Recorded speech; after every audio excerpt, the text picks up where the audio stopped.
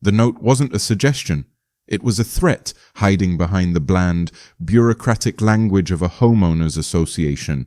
It was tucked neatly under the windshield wiper of a Porsche 911 Turbo S, a black Predator resting silently at the curb on an otherwise perfect suburban street. From inside house number 47, Cole Martinez stepped onto his porch, coffee cup in hand, and the illusion of a peaceful morning greeted him. The air was crisp. A sprinkler ticked rhythmically across the lawn next door. Everything was in its place, just as it had been for the past 2 days. But his eyes, trained by years of scanning for things that were out of place, locked onto the small white rectangle on his car. He walked down the steps, his pace even, unhurried. He didn't look around. He didn't scan the windows of the neighboring houses. He simply approached the car and plucked the paper from under the wiper. The font was a stark, bold sans serif. All caps. Parking violation. Vehicle is out of compliance with HOA standards. This is your final warning. 3 lines. No signature. Just a cheap stamped logo of an eagle in the corner. Final warning. Cole didn't react. Not outwardly. His face remained a neutral mask. He didn't crumble the paper in anger or sigh in frustration. He simply processed. He registered the cheap copy paper, the slightly curled edges from the morning dew, the authoritative tone of a command that had no real authority behind it. Someone had walked onto his property in the dead of night. They had placed this here as a message. A probe. A test to see if the new man in the flashy car would bend. They had no idea who they were testing. Across the street, behind the pristine glass of a second-story window, Warren Strickland watched through binoculars, a smug smile playing on his lips. He'd been up since before dawn, waiting for this exact moment. He watched the new guy, powerfully built, shaved head, covered in tattoos, read the note. Warren was waiting for the reaction, a flash of anger, a confused look around the neighborhood. Maybe a frustrated march back into the house to call someone and complain. That's what normal people did. They got emotional. They showed their hand, but the new guy did none of that. He stood there for a beat, perfectly still, as if reading a weather report. Then he folded the paper with a calm, deliberate precision, slid it into the pocket of his jacket and turned to go back inside. He didn't slam the door. He didn't make a gesture. Nothing. The smug smile on Warren's face faltered. This wasn't the reaction of a typical resident. This wasn't some soft-handed tech millionaire who would be easily intimidated. This was different. A cold, unnerving knot began to form in Warren's stomach. The test had been delivered, but the results were unreadable, and in his line of work, the real work of keeping Westridge quiet for his employer, Mr. Blackwood, unreadable variables were dangerous. He lowered the binoculars, his mind now racing. He had to report this. The man in house number 47 was not behaving like a target. He was behaving like a hunter who had just spotted the trap. Inside his kitchen, Cole Martinez laid the note on the cool granite countertop. He hadn't touched his coffee. The taste would be wasted now. His senses were fully awake, his mind operating on a different level. This house wasn't a home. It was an operating base. His move to Westridge wasn't a retreat. It was an advance. For the last year, he and his team at the U.S. Marshal Service had been chasing a ghost, a financial mastermind named Silas Blackwood, who was flooding the country with perfect counterfeit currency. Every digital trail, every informant's whisper led them to a single unlikely nerve center. This idyllic, suffocatingly perfect suburb. Cole's mission was simple. Identify the base of operations and the key players on the ground without alerting them to the federal presence. The Porsche was a calculated risk, a shiny lure designed to provoke the very people who craved control and hated outside attention. The note was the first bite. He opened his laptop, the screen reflecting the cold focus in his eyes.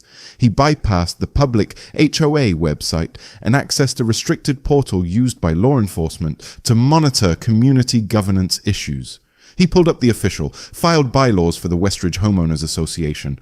All 63 pages of them. He ran a search. Parking, street, curbside, vehicle. He found rules for RVs, for commercial trucks, for guest parking. But there was nothing. Not a single word, not a single clause that prohibited a resident from parking their own registered, personal vehicle on the public street in front of their own home. He leaned back, a faint, mirthless smile touching his lips. It was exactly what he expected. The note wasn't an enforcement of a rule. It was the creation of one. It was a power play. Pure and simple. This wasn't about an HOA, it was about a private kingdom, and its self-appointed king did not like Cole's chariot, parked outside the castle walls. Cole opened a new encrypted file on his secure drive. He scanned the note and uploaded the image. He titled the file, Westridge Incident Alpha. He began a log, detailing the time, the location, the specific language used. Every piece of evidence mattered. Every move and countermove was now part of the official, if secret, record. The two men, a hunter and a gatekeeper, were now locked in a silent battle across a stage of perfect lawns and friendly waves. One, Warren Strickland, believed he had fired a warning shot across the bow of a new, unwelcome ship. He was confident in his position, secure in the belief that his quiet campaign of fear and intimidation, which had worked on so many others, would eventually work on this man too. He was the established power, the neighborhood protector. He was in control. The other, U.S. Marshal Cole Martinez, knew that the warning shot was not a threat, but a gift. It was a confirmation. It told him he was in exactly the right place, and that the enemy was precisely as arrogant and sloppy as he had hoped. He wasn't a newcomer to be intimidated. He was a federal officer who had just been handed the enemy's playbook on day 3. The note wasn't the end of a confrontation. It was the beginning of an investigation. That evening, Cole moved the Porsche into his driveway. He parked it directly under the bright floodlight, its polished black surface gleaming, a defiant jewel in the quiet night. It was a message back to the man in the window, a silent, unmistakable reply. I see you. I'm not scared, and I'm not going anywhere. The game was on, and Cole Martinez was ready to play. From his second-story command post, Warren Strickland watched the single, defiant floodlight illuminating the Porsche in the driveway below. The message was as clear as if it had been painted on the street in neon letters. I am not intimidated. The new guy wasn't just ignoring the warning, he was mocking it. A slow, hot anger began to burn in Warren's chest. For over a year, he had cultivated an atmosphere of absolute, unquestioning compliance in Westridge. His authority, though fabricated, was total. A single note had always been enough. His subordinate, a jittery man named Cody, paced nervously behind him. What do we do, boss? He's just leaving it there. It's like he's daring us. Warren didn't take his eyes off the house. The arrogance of it was astounding. This man, this outsider, had come into his territory and was openly challenging the order he had worked so hard to build. The order that kept Mr. Blackwood's real operation safe and silent. The soft touch isn't enough for this one, Cody, Warren said, his voice a low growl. He finally turned from the window. A note can be ignored, a suggestion can be dismissed. We need to send a louder message, something he can't ignore, something physical, something that tells him and anyone else who might be watching that he does not belong here. Cody's eyes widened slightly. You mean? I mean we take away his pretty little toy, Warren sneered. He wants to make a statement with that car. Fine, we'll make a statement of our own. Get the supplies from the garage, cutter blades for the tires, a can of white paint. We'll do it after 2 a.m. when the last of the late-night dog walkers are in bed. And if he comes out? Cody asked, his voice trembling slightly. Warren looked at Cody with pure contempt. He won't. Guys like him, with cars like that, they're soft, all show. We'll give him a real reason to be scared. And then we'll see how brave he is. Warren was sure of it. This was the final escalation needed. After this, the man would pack up his fancy car and leave. He had to. Everyone else always had. Across the street in the darkened living room of house number 47, Cole Martinez was not feeling soft. He was feeling patient. He knew they were watching. He knew his defiant act of parking the car under the floodlight was a calculated poke at the hornet's nest. Now he was methodically preparing for the swarm. He worked in silence, his movements precise and economical. A micro camera, no bigger than a screw head, was carefully installed into the base of a decorative lawn sprinkler, its lens now having a perfect, unobstructed view of the street and the house beyond. A directional microphone, disguised as a garden rock, was placed near a hedge, aimed at the high-security house at the end of the cul-de-sac. Number 53.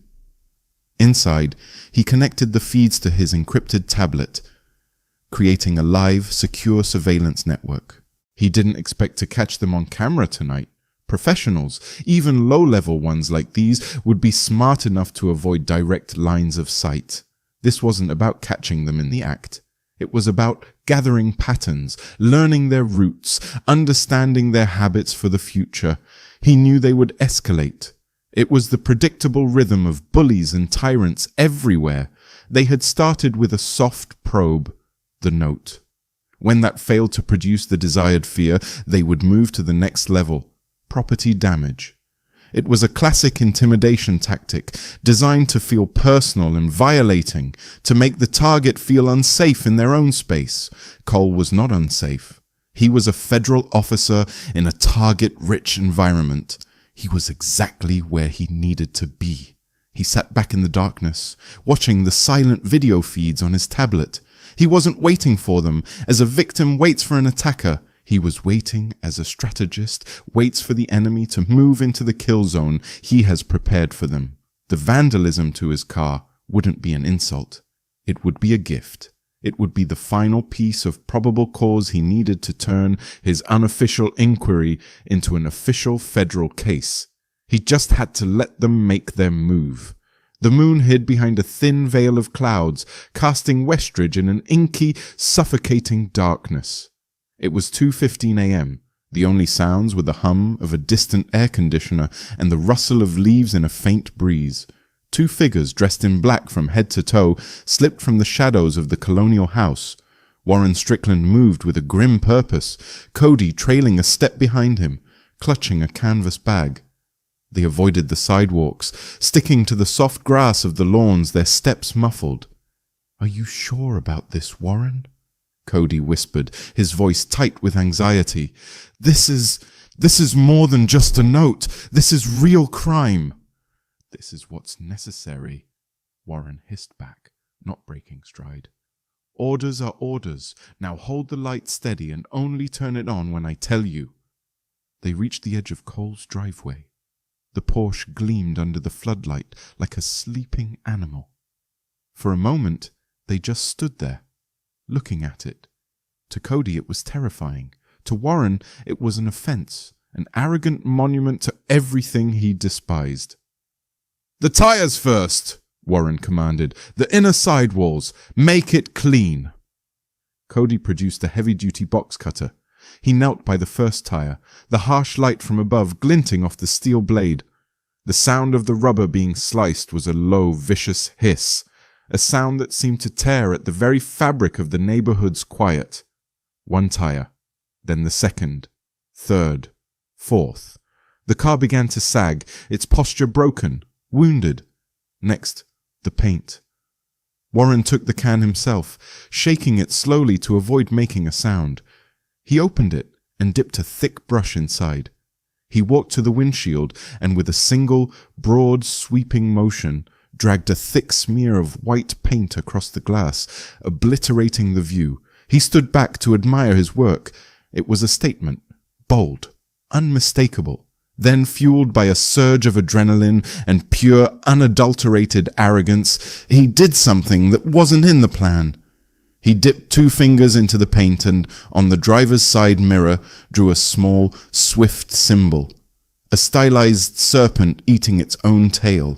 It was a mark of ownership, the unofficial crest of Silas Blackwood's hidden enterprise. An act of pure hubris meant for an audience of one, and it was the single greatest mistake Warren Strickland would ever make. The next morning, Cole stepped outside and saw it. He stopped on the porch steps, his coffee cup held steady in his hand. He took in the entire scene with a single sweeping glance. The 4 flat tires, the obscene slash of white paint across the windshield. His face remained a mask of neutrality. There was no shock, no anger, just a quiet, intense focus. He walked to the car, treating it like a crime scene. He crouched, examining the clean, professional cuts on the tires. He noted the pattern of the paint smear, and then he saw it. On the side mirror, small and deceptively simple, the serpent. A jolt went through him, sharp and electric. It was the feeling of 100 scattered puzzle pieces suddenly snapping into place. This wasn't just intimidation from a fake HOA. This wasn't just a power play by a local tyrant. This was a signature. He had seen that symbol before, in classified intelligence files. It was the calling card of Blackwood's inner circle, used to mark territory and send messages. The realization was immediate and chilling. They weren't just harassing him because he was a new neighbor with a nice car. They had targeted him for a reason. They were either sending a warning to a rival they mistook him for, or they knew. Somehow they knew law enforcement was closing in. Silas Blackwood wasn't just a ghost in a server somewhere in this town. He was here, on this street. And he was sending a message directly to the man hunting him. The serpent symbol, small and crudely drawn in the white paint, stared back at Cole from the car's mirror. It was an answer to a question he hadn't even fully formed yet. The game had changed. This was no longer a matter of a neighborhood bully flexing his muscles. This was a direct communication from the ghost he had been sent here to hunt. The quiet, manicured streets of Westridge were not just a hiding place for Silas Blackwood's operation. They were a fortified territory, and he had just been marked as an enemy combatant. Without another glance at the vandalized Porsche, Cole turned and walked back into his house, his movements calm and deliberate. The time for passive observation was over. Inside, he bypassed the kitchen and went straight to his makeshift office. He sat before his encrypted laptop, the screen reflecting the hard set of his jaw. His fingers moved with practiced speed, navigating firewalls and security protocols until he was deep within the federal law enforcement network. This was official business now. He uploaded a high-resolution photo of the serpent symbol, tagging it directly to the active Blackwood counterfeiting case file, codenamed Operation Midas. It was a flag, a digital flare sent up to his superiors that the situation on the ground had escalated. Next, he accessed state and county property records. He ran a search on every home in the Westridge development, cross-referencing them against a list of known shell corporations linked to Blackwood. A hit came back almost instantly. House number 53, the fortress at the end of the cul-de-sac, was owned by a holding company called Argent Properties LLC, a confirmed front for Blackwood's money laundering activities. The gatekeeper now needed a name. Cole pulled up the footage from the micro camera he had placed in the lawn sprinkler. He scrubbed through the previous day's recording until he found them. The 3 men in their pathetic HOA enforcement vests. He isolated a clear, high-definition image of the leader, the man with the eagle tattoo. He fed the image into the facial recognition database. The system returned a match in under 30 seconds. Strickland, Warren, age 43. The file was a litany of violence and intimidation, a prior conviction for aggravated assault, multiple citations for disorderly conduct, and most tellingly, a dismissed case from 2 years prior for impersonating a code enforcement officer. The man didn't just have an ego, he had a history. He was a professional thug. Cole now had his direct adversary identified. The final piece was confirming the operation itself. A warrant was impossible without direct evidence of what was happening inside house number 53, and Cole knew there was only one way to get that. He would have to go and get it himself. In his own command center across the street, Warren Strickland watched the live feed from a camera hidden in a birdhouse. He saw Cole discover the car. He saw him methodically take pictures with his phone. He saw him go back inside, and then nothing. No shouting. No panicked calls to the police. Just silence. An hour passed, then 2. The lack of an emotional response was a dissonant chord in Warren's carefully composed symphony of fear. This man was wrong. He was a deviation from the pattern. Cody paced behind him, wringing his hands. "What do we do, boss? He's not doing anything. It's like he doesn't even care." "Oh, he cares," Warren said. His eyes narrowed, fixed on the unmoving facade of house number 47. "He's just not showing it. He's not angry, Cody. He's working. And that's much worse." Warren knew, with a certainty that chilled him to the bone, that this was now beyond his control. This required a call up the chain of command. He walked into a soundproofed back room and picked up a sterile, untraceable satellite phone. He dialed the only number stored in it. The voice that answered was not human. It was a cold digital whisper filtered through layers of encryption. It was the voice of Silas Blackwood. "Report!" the voice commanded. Warren swallowed hard. The new asset on Sycamore Lane. The persuasion was delivered, but he's not reacting as projected. He's calm. Too calm. I think he might be law enforcement. There was a long pause, filled only with faint static. "Did you leave the mark, as instructed?" Blackwood's voice asked. "Yes, sir. The serpent." "Then the message has been sent," the voice replied. "Now, we see how he responds. Your new directive is simple, Warren. Find out everything you can about him. His name, his history. If he makes a single move toward number 53, eliminate him. No witnesses, no traces. Is that understood?" "Understood," Warren said, his own voice sounding hollow. The line went dead. He stood in the silent room, the lethal directive hanging in the air. The simple job of keeping a neighborhood quiet had just become an order for assassination. That night, darkness fell over Westridge like a shroud. At 1 a.m., a shadow detached itself from the back of house number 47. Dressed in tactical black from head to toe, Cole Martinez moved with the silent grace of a wraith. This was his element. The manicured lawns and neat flower beds became a tactical landscape of cover and concealment. He wasn't armed for a firefight. He was equipped for infiltration. A slim pack on his back held a fiber-optic borescope, a frequency jammer, and a set of specialized lock-picking tools. His mission was reconnaissance. Get to the perimeter of house number 53, assess its security, and find a vulnerability. He reached the property line of the target house and dropped to a crouch behind a thick azalea bush. The place was a fortress, just as he'd suspected. Motion-activated floodlights were positioned at every corner. Small, black-domed infrared cameras were mounted under the eaves. He pulled out a thermal imager. The heat signatures revealed pressure pads buried in the grass near the windows and doors. This was not a suburban home, it was a black site.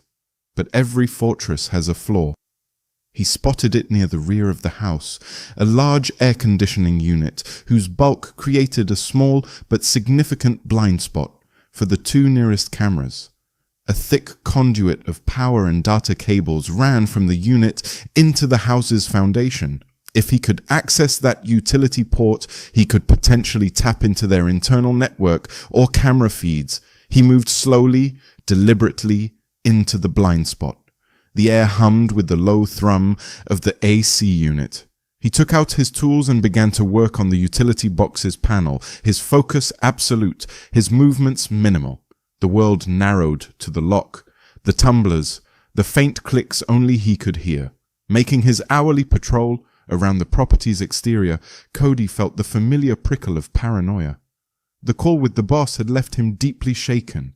Eliminate him. The words echoed in his head. He glanced at the security monitor on his tablet. All green, all feeds active. Then he saw it. A flicker. Camera 7, the one covering the rear east corner, had a momentary signal degradation. Just a split second of static.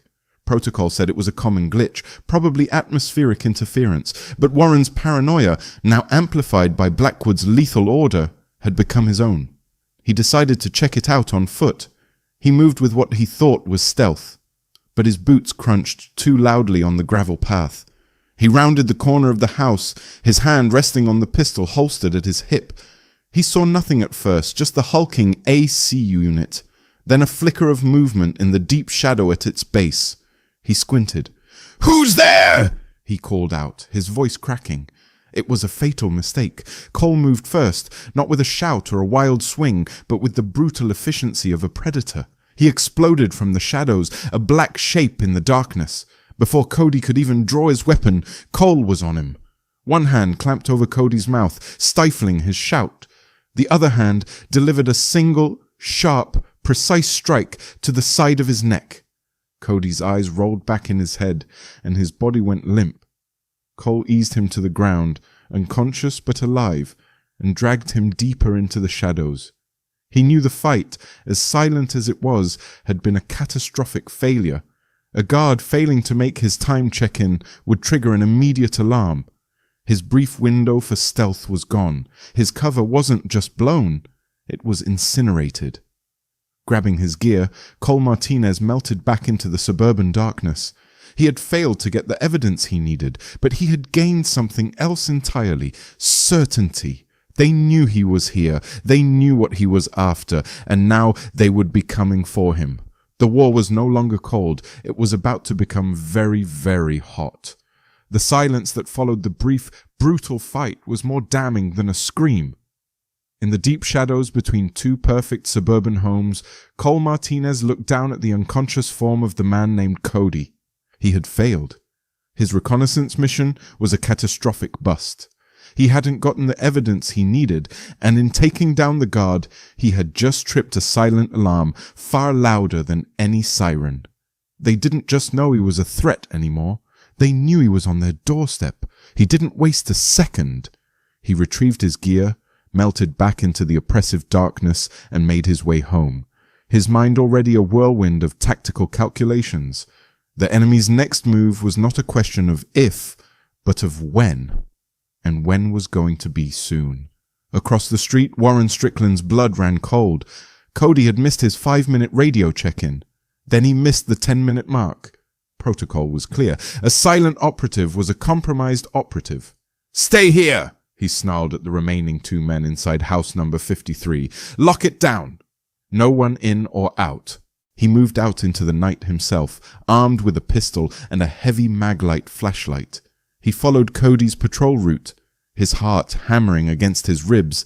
He found him behind the azalea bushes, dragged into the deepest part of the shadow, a dark lump on the manicured grass. He was alive, breathing shallowly, but he was out cold. A dark bruise was already forming on the side of his neck. Warren's eyes scanned the area. He saw the scuff marks on the ground. He saw the utility box on the wall of the house, its panels slightly askew. He was here. The intruder wasn't just a tough guy, he was a professional. He had gotten within feet of their base, neutralized the guard without making a sound, and vanished. The fear that had been a small knot in Warren's stomach now blossomed into full-blown panic. This was out of his hands. He retreated to the safety of his own home and made the call, his hand trembling as he dialed. The cold, digital voice of Silas Blackwood answered instantly. "You have news, Warren? Or are you wasting my time?"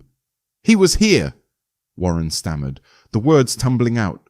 "At 53, he took out Cody. He's alive, but the asset was at the back door. He knows." The silence on the other end of the line was absolute, a void of pure menace. When the voice returned, all traces of digital filtering seemed to have vanished, replaced by a cold, reptilian clarity. "The timeline has moved up," Blackwood said. "The asset is hostile and fully aware. Your objective is no longer containment. It is sanitation. I want you to take your team, and I want you to burn that house to the ground. Erase the asset. Leave nothing but ash. Is that clear?" "But the whole street, the neighbors." "I will handle the fallout," the voice snapped. "You will handle the problem. Do it now." The line went dead. Warren stood in the darkness, the order echoing in his head. This was it, the final move. The fear in his gut was slowly being replaced by a grim, cold resolve. He was no longer a gatekeeper. He was an executioner. He gathered his remaining men, 2 hardened ex-mercenaries, and began to distribute tactical gear and suppressed weapons. The quiet war for Westridge was about to have its bloody conclusion. Inside house number 47, Cole Martinez was also preparing for war. Every light was off. Every blind was drawn. He moved through the darkness of his own home with a silent, methodical purpose. He thought about calling his marshal task force, but dismissed the idea immediately. They were 20 minutes out. Best case. A call now would just be leading them into a blind ambush. Caleb's team would be here in minutes, not hours. He had to hold the line. Alone. He wasn't a soldier preparing a fortress. He was a hunter preparing his hunting ground. He worked quickly, using the house itself as his primary weapon. He shoved the heavy living room sofa against the front door, not to block it completely, but to create a narrow, fatal funnel. In the pristine foyer, he uncorked a large bottle of olive oil from the kitchen and poured it liberally over the polished tile floor. Upstairs, he took a large, heavy mirror off the bedroom wall and propped it at a precise angle in the hallway, giving him a perfect concealed view of the staircase. At the top of the stairs, he balanced an empty coffee can filled with loose marbles on the edge of the top step. He retrieved his weapon from the hidden safe in his closet. There was no large arsenal, just his service-issue Sig Sauer P229, 3 extra magazines, and his combat knife. He was outmanned and outgunned. His only advantages were the terrain and the enemy's arrogance. He took up a position in the deep shadow of the master bedroom doorway, a spot that gave him a clear line of sight to the mirror, reflecting the stairs. Then he waited. He controlled his breathing, slowing his heart rate, his senses expanding to fill the silent house. He listened to the quiet hum of the refrigerator, the creak of the house settling. He became a part of the darkness, a predator in his own den, waiting. Outside, Warren's team of 3 assembled. They moved like wraiths across the street, all dressed in black tactical gear, carrying suppressed short-barreled rifles. They no longer looked like HOA enforcers. They looked like a death squad. 2 on the back. I'll take the front, Warren whispered into his throat mic. Breach on my signal. Standard sweep and clear. Target is primary. No survivors. They split up, their movements synchronized. At the back of the house, 2 men began to work on the sliding glass door with a pry bar. At the front, Warren knelt, using a set of professional lockpicks on the front door. He believed in his team's overwhelming firepower. He believed his target was just 1 man, trapped and terrified inside. The click of the lock being picked was almost silent. Warren gave the signal. Breach! Breach! Breach! Simultaneously, the back door slid open and the front door swung inward, hitting the sofa with a dull thud. The chaos was immediate. At the back, the first man through the door hit the oil-slicked floor and his legs went out from under him. He crashed down hard, his rifle clattering against the tile. At the front, Warren shoved his way through the narrow gap created by the sofa, his vision momentarily obscured. Upstairs, Cole heard it all. The crash in the kitchen, the scrape of the sofa against the hardwood, and then the beautiful, telltale rattle of marbles scattering across the wooden floor as the first man started up the stairs. Cole was already moving. He leaned out from the bedroom, aimed into the reflection in the mirror, and fired twice. The suppressed shots were quiet thumps. The man on the stairs crumpled without a sound. "Contact!" the man in the kitchen yelled, scrambling to his feet. Cole was already gone, melting back into the bedroom, then through an adjoining bathroom and into the spare room across the hall. He knew their training. Upon contact, they would clear the ground floor before advancing together. He used their own doctrine against them. Warren, hearing the shots and the cry from his man, realized his fatal error. They had been funneled, baited. He roared in frustration. "Upstairs! He's upstairs! Move!" The 2 remaining men stormed up the staircase, moving fast. They swept the master bedroom, empty. They turned to the hallway. From the darkness of the spare room, Cole opened fire. He took down the second man with a controlled pair of shots to the chest. Now it was just him and Warren. Enraged, Warren sprayed a full magazine into the spare room doorway, plaster and wood splintering everywhere. He used the covering fire to retreat back down the stairs. Seeking a better angle, the hunt had devolved into a deadly game of cat and mouse in a 2-story suburban house. Cole knew Warren would expect him to stay upstairs, fortified. So he did the opposite. He swung out the spare room window, dropped silently onto the low roof of the porch, and slid down a drainage pipe into the front yard bushes. He was outside, behind his enemy. He re-entered his home through the still open back door, his footsteps silent on the oil-slicked floor. He could hear Warren moving in the living room, knocking over furniture, shouting his name. Cole raised his pistol, rounding the corner from the kitchen. He saw Warren, his back to him, aiming his rifle at the top of the stairs, waiting for him to appear. "Looking for me, Warren?" Cole said, his voice calm and cold in the wrecked house. Warren spun around, his eyes wide with shock. He tried to bring his rifle to bear, but he was too slow. Cole fired once. The shot was not to kill. It was to end the fight. The round tore through Warren's shoulder, and the rifle clattered from his nerveless grasp. He screamed and collapsed to the floor, clutching the wound. Cole walked over, kicking the rifle away, and stood over the man who had brought this war to his home. The house was silent again, save for the sound of Warren's pained whimpers. Outside, in the far distance, Cole could hear the faint approaching wail of sirens. The tracker he'd placed on Cody's unconscious body had automatically signaled his task force the moment Cody was moved. The real law was coming. The siege of house number 47 was over. The world narrowed to the space of the wrecked living room. The only sounds were the ragged gasps of 2 men who had just fought for their lives, the acrid smell of cordite hanging heavy in the air. Cole Martinez stood over the fallen form of Warren Strickland, his own body a canvas of bruises and exhaustion, his service pistol still held steady in his hand. Outside, the approaching sirens grew from a distant wail to an all-encompassing roar, and the walls of the house began to pulse with flashing red and blue lights. The front door, already splintered, was kicked open with professional force. A team of men in full tactical gear, bearing the iconic star of the U.S. Marshal Service, poured into the room, their weapons raised, fanning out with practiced precision. "Federal agents, on the ground!" the team leader shouted, his eyes locking onto Cole. For a moment, the scene hung in a tense tableau. Then, the team leader recognized the man standing over the suspect. He lowered his rifle slightly. "Marshal Martinez." "Asset is secure," Cole said, his voice level, betraying none of the brutal exertion of the last few minutes.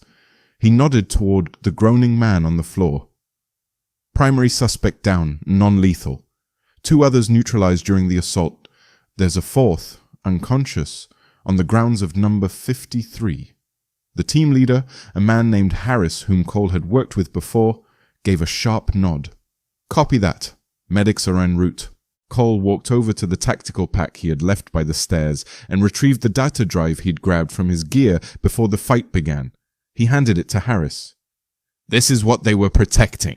It should contain everything you need on Blackwood's counterfeiting operation. Full server access protocols." Harris took the drive as if it were a holy relic. The physical fight was over. Now the real war would be won with data.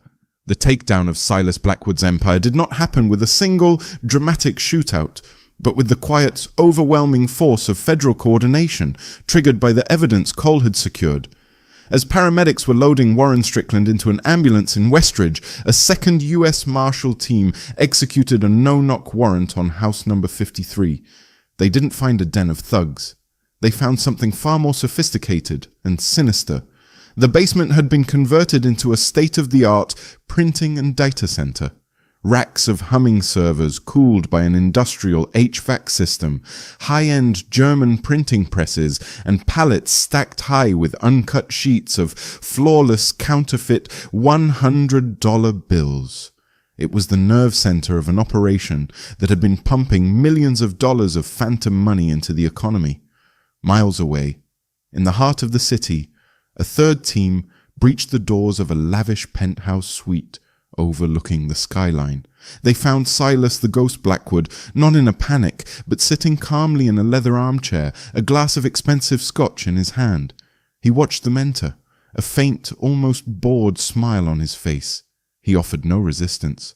The fight had already been lost the moment Warren Strickland had failed to eliminate the one man who had stumbled into his quiet kingdom. Blackwood knew the rules of the game. With the server data in federal hands and his key lieutenant ready to talk in exchange for a deal, his reign was over. His surrender was as quiet and final as his orders had once been.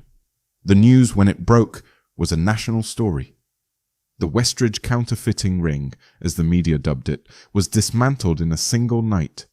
The reports detailed a vast criminal network that had hidden its operations behind the pristine facade of a wealthy American suburb, using a fake HOA patrol as its thuggish private army to maintain secrecy and control. The illusion was shattered for the entire world to see. Back in Westridge, the illusion was shattered in a much more personal way. The yellow police tape and the flock of news vans were a jarring intrusion into their perfect world. The neighbors emerged from their homes, speaking in hushed, shocked whispers. The man who pushed his lawnmower, the woman who walked her golden retriever, they now looked at each other with a new shared understanding. The overzealous patrol, the intimidating warnings, the vague sense of fear they had all felt but never dared to name. It was all real, and it was all a lie. Their quiet, perfect neighborhood had been the den for a major criminal syndicate. The quiet safety they had cherished was nothing more than a carefully maintained cage. And the man they had whispered about, the intense newcomer with the flashy car and the cold stare, was not the problem. He was the solution. He was the one who hadn't bent, the one who hadn't looked the other way. He was the one who had absorbed their threats and dismantled their false kings. Their quiet fear of him was replaced by a disbelieving, profound sense of gratitude. A month later, the police tape was gone. The news vans had moved on to the next crisis. The street was quiet again, but it was a different kind of quiet now. It was a genuine peace, not an enforced silence. Cole Martinez stood on his porch in the late afternoon sun. The house had been repaired. The scars of the battle erased. The Porsche was gone, replaced in the driveway by a standard, anonymous government-issue sedan. He looked out at the street. He had finished his mission here. Blackwood and his entire network were facing a mountain of federal charges. Warren Strickland and his men were cooperating witnesses. Their futures a bleak landscape of courtrooms and prison cells. Justice was being served, a slow, grinding process that had begun with a single defiant act on this very street. A neighbor, the man who used to stare at him with suspicion from across the road, was walking his dog. He looked over, met Cole's eyes, and gave a simple, respectful nod. Cole nodded back. It was a small gesture, but it meant everything. He was no longer the outsider, the anomaly. He was the man who had given them back their peace. He took a slow breath, the air clean and fresh. The fight was over. The case was closed, but he knew the war, the larger, unending war against the darkness that hides in plain sight, would never truly be won. And so he remained what he had always been, a watcher, a guardian, a quiet man standing on the line, ready for the next time it was crossed.